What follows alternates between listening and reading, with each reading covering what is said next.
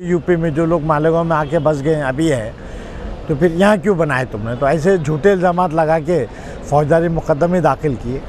बर्तन registration act 2023 में जो अमेंडमेंट है और पहले भी थी, तो उसमें कलम 15 में ऐसा क्लियर कट लिखा हुआ है कि अगर जन्म का दाखिला तहसीलदार से या वो अथॉरिटी से बोगस डॉक्यूमेंट दाखिल करके, बोगस मालूमात देके या गवर्नमेंट ऑफ महाराष्ट्र ने 8 जनवरी 2025 को एक GR निकाला है और इस GR के तहत पूरे महाराष्ट्र में जो जन्म दाखिले अब तक रजिस्टर नहीं हुए, मतलब पैदाइश के बाद में 1 साल के अंदर जो जन्म दाखिले रजिस्टर किए जाते हैं वो कॉरपोरेशन या म्यूनसिपल तहसील इनको पावर्स है। अगर 1 साल से ज़्यादा देरी होगी तो फिर वो पहले कोर्ट से लिए जाते थे, कायदे में अमेंडमेंट हुआ और तहसीलदार या कलेक्टर को पावर दिए। तो कलेक्टर तो नहीं लेते हैं, उन्होंने तहसीलदार नायब तहसीलदार को पावर्स दिए हैं और नायब तहसीलदार वो अलाउ करते हैं। मालेगांव के ताल्लुक से जो पार्लियामानी इलेक्शन हुआ उसमें बीजेपी के डॉक्टर सुभाष भामरे बुरी तरह हार गए और बाद में जो लोकल असेंबली का इलेक्शन हुआ उसमें भी IM के लीडर आए चुन के। तो उस बारे में बीजेपी ने तहकीक की और उन्हें पता चला कि कुछ वोटर्स बढ़ाए गए थे। बाद में मालूमात ली उन्होंने, तो उनको ऐसा दिखा कि भाई ये कुछ तकरार करना चाहिए। तो उस हिसाब से डॉक्टर किरीट सोमैया ने गवर्नमेंट को तकरार किए, कलेक्टर को तकरार किए, कमिश्नर को तकरार किए और ऐसे इल्ज़ामात लगाए कि मालेगांव में रोहिंग्या या बांग्लादेशी और इन्होंने ये बोगस जन्म दाखिले बनाए और वो वोट दिए। इस बेसिस पे गवर्नमेंट ने SIT कायम की और SIT मालेगांव में जो 4000 दाखिले मिले उसके ताल्लुक से तफ्तीश कर रही है। तकरीबन 1.5 महीना हो चुका है इस तफ्तीश को और 1.5 महीने में अभी तक एक भी रोहिंग्या या बांग्लादेशी नहीं मिला है। लेकिन इसका फ़ायदा उठा के उन्होंने दूसरा ऑफेंसेस कुछ लोगों पर रजिस्टर किए।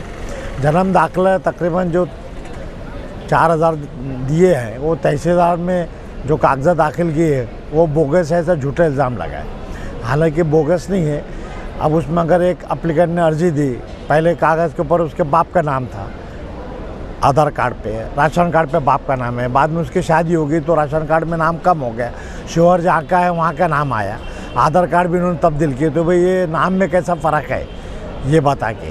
और कई लोगों के इल्ज़ाम के भाई तुम्हारी पैदाइश हुई यूपी में, जो लोग मालेगांव में आके बस गए अभी है, तो फिर यहाँ क्यों बनाए तुमने? तो ऐसे झूठे इल्ज़ामात लगा के फौजदारी मुकदमे दाखिल किए। बर्तन रजिस्ट्रेशन एक्ट 2023 में जो अमेंडमेंट है और पहले भी थी, तो उसमें कलम 15 में ऐसा क्लियर कट लिखा हुआ है कि अगर जन्म का दाखिला तहसीलदार से या वो अथॉरिटी से बोगस डॉक्यूमेंट दाखिल करके, बोगस मालूमात देके या गुमराहकुन तरीके से या फ्रॉड करके या कोई भी तरीका हुआ तो वो रद्द करने के पूरे इख्तियारात हैं उनको। तो वो रद्द नहीं किए उन्होंने और उसी में कंपाउंडिंग ऑफेंस है सेक्शन 24 में कि भाई अगर ये से बोगस डॉक्यूमेंट किए तो वो कंपाउंड करते आता और 1000 रुपये तक जुर्माना है, कोई उसको सज़ा नहीं है। पेनल प्रोविज़न भी बर्तन रजिस्ट्रेशन में।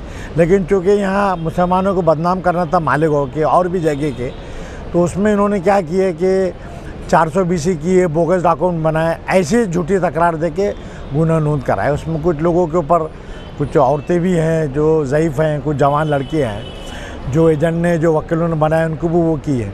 वो तफ्तीश अपनी जगह पे चालू है। सबसे हमने मालूमात ली है, वहाँ की मीटिंगें भी हुई और भी मालूमात ली। तो आज अभी तक 1.5 महीने में इनके जो कागजात की तफ्तीश की है, कागजात बेतरतीब हो सकते हैं लेकिन एक भी रोहिंग्या या बांग्लादेशी नहीं मिला। लेकिन इसकी आड़ में जो हुकूमत को डॉक्टर सोमैया ने जो तकरार दिया वो बिल्कुल सच्ची, ऐसा समझ के गवर्नमेंट ने SIT बिठाई।